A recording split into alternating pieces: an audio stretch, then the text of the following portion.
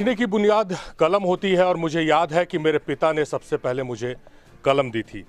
अपने पिता के अधूरे सपनों को लेकर कई कहानियां बनती हैं, कई सुर्खियां बनती हैं और कई खो जाती हैं, मगर एक परिवार है, दो बच्चियां हैं जो पिता के सपनों को लेकर आगे बढ़ रही हैं और उनके सपने सुर्खियां बटोर रहे हैं, क्योंकि नाम ही ऐसा है।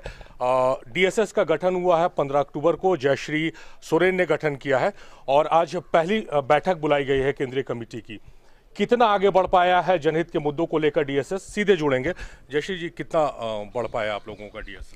देखिए, अभी तो 1 महीने पहले ही हमने डीएसएस का गठन किया है और तब से लेके आज तक जितनी तेज़ी से हमने काम किया है वो सब जानते हैं। यहाँ बैठे उपस्थित सारे जिला के प्रभारी और संयोजक और मेरे साथ काम करने वाले कार्यकर्ता वो बहुत ही अच्छे से जानते हैं।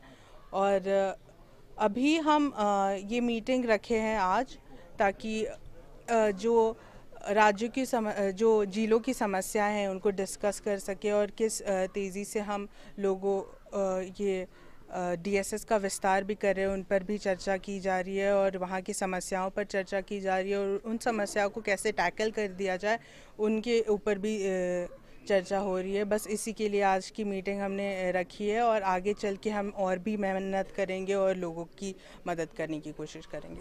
पहली बैठक है, राष्ट्रीय जी बैठक में मौजूद नहीं है, मीडिया यहाँ मौजूद है, कई मायने भी निकल सकते हैं इसके।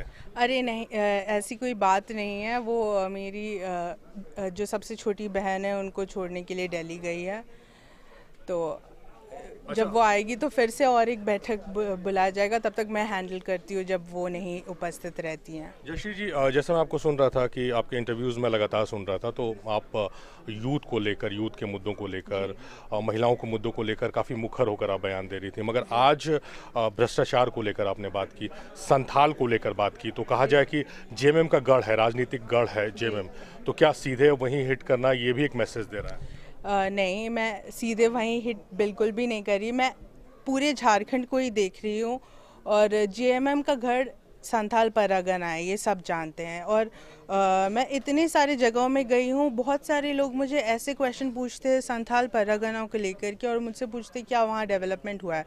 मैं भी वहाँ गई हूँ, मैं वहाँ घूमी हूँ, मेरी मम्मी के साथ इलेक्शन के टाइम भी मैं घूमी हूँ, पापा के साथ भी पहले भी घूमती थी और उस समय से लेके अभी तक भी मैंने जितना देखा है, मुझे नहीं लगता कि उस तरह का डेवलपमेंट देखने को मिला है जितना दिखना चाहिए।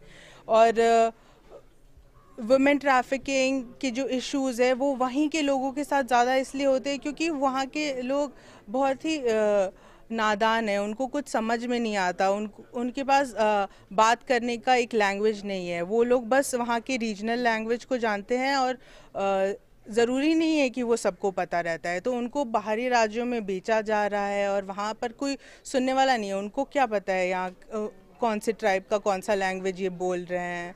उनके साथ शोषण होता है, उनके साथ बहुत सारा अत्याचार होता है। एक अभी ही हाल फिलहाल में मैं एक केस से किसी ने मुझे उसके बारे में बताया तो मुझे बहुत बुरा लगा और मैंने सोचा कि क्यों ना इस चीज़ को लिए भी मैं आवाज़ उठाऊं, क्योंकि ये गलत होता है उनके लिए। मैं खुद एक आदिवासी हूं और मुझे अपॉर्चुनिटी मिली है पढ़ाई लिखाई करने का, लोगों को जानने का, लोगों तक अपना पक्ष रखने का, लेकिन सबके पास ये अपॉर्चुनिटी नहीं मिली है। तो I would want them to be so educated and so that they will never fall for something like this. अच्छा, डीएसएस का नॉन पॉलिटिकल ऑर्गेनाइजेशन है, बट ऐसे जैसे लोग आपके साथ जुड़ रहे हैं तो कहीं से फीडबैक आ रहा है कि नहीं, इसको हम पॉलिटिकली लेकर चलेंगे, ज़्यादा स्कोप रहेगा मुद्दों को? जी नहीं, ऐसा कुछ भी नहीं है। हम तो चाहते हैं कि ये बस एक गैर राजनीतिक संगठन ही रहे और हम लोगों तक जितनी मदद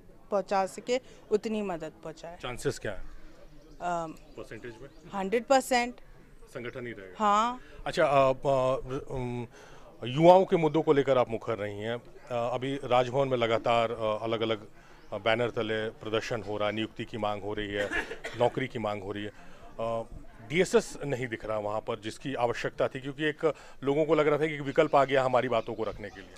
हम देखिए डीएसएस वहाँ उतरा तो नहीं है अभी आंदोलन करने के लिए, लेकिन हम अभी भी उनके ही साथ है। और हमारे लिए ये बेरोज़गारी की बात हो गई और ये जेपीएससी स्टूडेंट्स की बात हो गई, ये बहुत ही इम्पोर्टेंट मामला है। क्योंकि देखिए झारखंड में मैं गई थी अभी पलामू हाल फिलहाल में, ठीक है, और वहाँ पर भी बेरोज़गारी के बारे में बात हो रही थी और उन्होंने मुझे सीधे बोला कि आप हमें किसी ना किसी तरीके से रोज़गार दिलाइए, वरना हम उग्रवादी बन जाएंगे। और उग्रवादी जो इशू है नक्सलाइट्स का यहाँ पे बहुत ही मेजर हो गया और वो उनकी गलती नहीं है। अगर आप उनके लिए कुछ नहीं करेंगे तो वो कुछ ना कुछ करेंगे अपने खुद के लिए, खुद के लिए लड़ाई करने की कोशिश करेंगे, एंड वो बहुत ही नेगेटिव लगता है।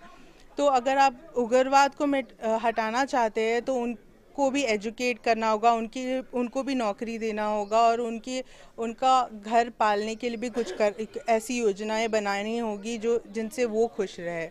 और बेरोज़गारी की वजह से बहुत सारे लोग नशे की तरफ भी चले जाते हैं, जिनसे घर परिवार भी उजड़ता है।